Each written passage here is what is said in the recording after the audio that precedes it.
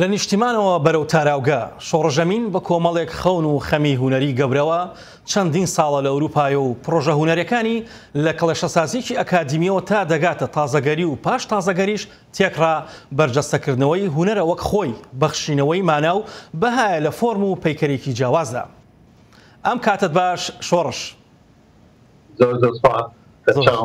زۆر سپاس بەختەوەر بووین شۆڕش بۆ ئەم دیدارە هەڵبەت. شۆڕش ئەمێ بۆ دەست پێ بکەم شاکارە هونەرەکانی تۆ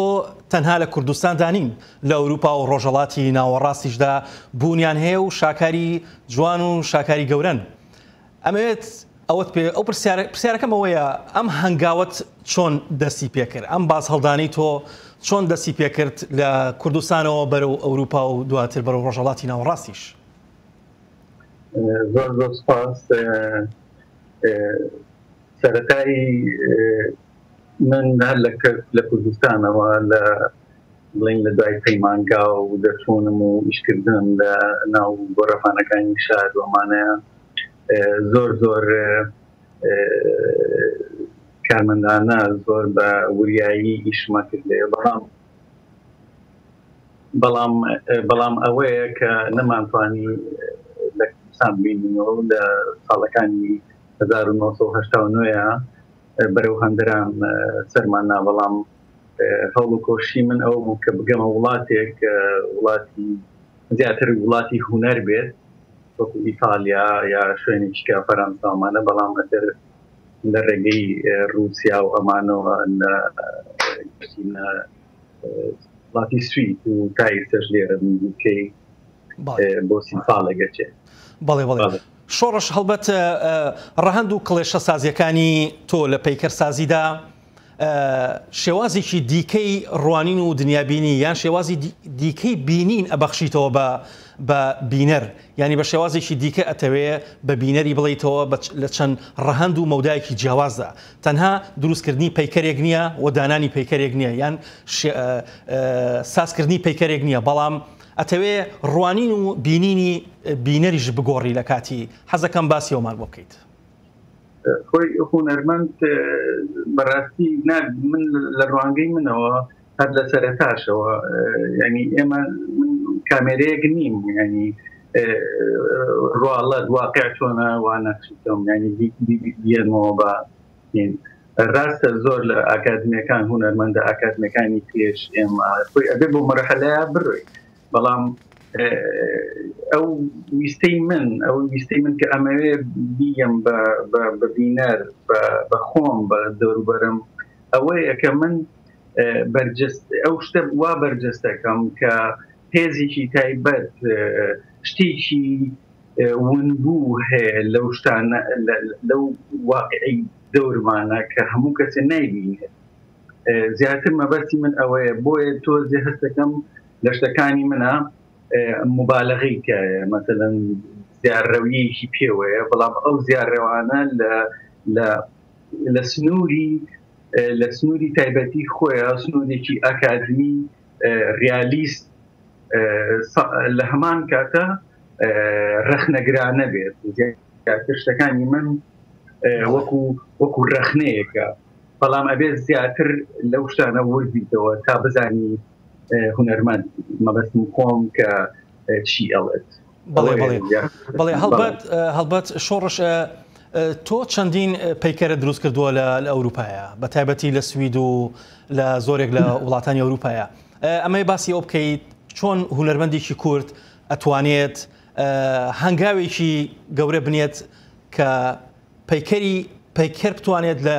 بە تایبەتی پەیکەرد چەند کارێکی هونەری ئەوەندەش کارێکی شارستانی و کارێکی مۆدێرن و کارێکە پەیوەندی هەیە هەم بە خەڵک و بە ژیان و بە شارستانی ئەو وڵاتانەوە،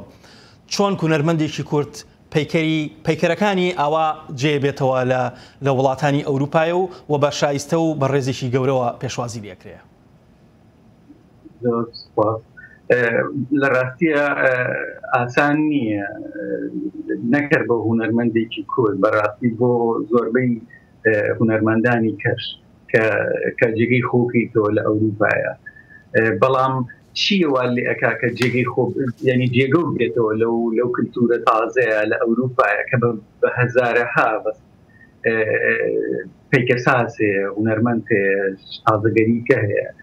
گرنگ لەوایە کە تۆ ئەو بڵین هینە ئاڵتونیە ئەو شتە ئاڵتونی کە لە ناوەڕاستایە چۆن زوو پیشانی خەڵکی ئەو فکرە ئاڵتونی کە لە ناو ئیشەکەیە من لە سەرەتاوە هەستمە کرد لەوانەیە زۆر زەحمەت بێ بەڵام هەستم کرد پاشان کە نەخێوانیە من تایبەت بە شتێکی خۆمم تایبەت بە فکرێکی خۆمم و ڕەنگە لە داهاتووشا ینی زیاتر ئیش بۆ ئەوەکەم کە زیاتر هەستی پێ بکرێتکەمە ڕێک ئیشێکی شۆڕشە و بەڵێ شۆڕش کۆمەڵی پرۆژەی نوێت هەیە بۆ کوردستان هەڵبەت ئەو پرۆژەنویانە کۆمەڵێک مانە و بەڕاستی سمبولیکن بۆ هەرێمی کوردستان دەکرێت باسی پرۆژانەمان بۆ بکەی بۆ دەنجی ئەمریکا ئەو پرۆژەنویانە چییە بۆ کوردستان وەڵای من زۆر هەوڵەماوە پرۆژە پێشکەشکەم ینی بیرۆکەی وا بەرمەوە کوردستان کە بەڕاستی کوردستان پێویستی بە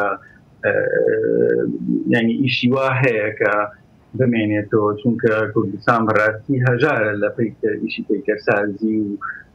ئەندازیاری ینی کە یەک بخرێتۆمانە من لە ساڵەکانی بڵین 2010 بۆ ئێستا تقریبن نزیکەی 8 ساڵێکە بیرۆکەی زۆرم بردوێتەوە بۆ کوردستان و بەڵام ئەوەیە پیکەساز کەسێک نییە کە بتوانێت بە تەنیا خۆستانتە من ئەتوانم فکرەکە هینکەم بڵێن فکرەکە ئامادەکەم و پێشکەشیکەم بەڵام یەکێک لەو ئیشانە ئیشی بڵین پێشمەرگە بوو من کە بردمەوە بۆ کوردستان خواتێکی زۆری لەسەر بوو پێش 5 ساڵەمەوە پێش هەرچەنە لەناو هەموو ئەو ئیشانەیە پێش بەرخیشی گەورەی بۆکرا ئەو ئیشەی من دەرچوو جا پاژەوە مەسەلەن ئێستا لەم ئەخیرەیە دوو پرۆژەی کەم مەهیم بڵێن وەکو بۆ گۆرانی شاعریش بڵێ بۆ گۆرانی شاعریش بەهەڵەیانە چوو بم پرۆژەیەکت هەیە گۆرانی شاعریش دەمێکە مەزن گۆران شاعرێکی جوان و گەورەی کوردە من دەمێکە ینی لە خەیاڵتە بەرنامەیەمە کە ئیشێکی گەورەی بۆ بکەین لە کوردستانە و پێشکەشی جیهەتەیە کەسایەتێکی وای بکەین کە بتوانێت ئەو پرۆژێ لە نزیکە لەسەر بکەین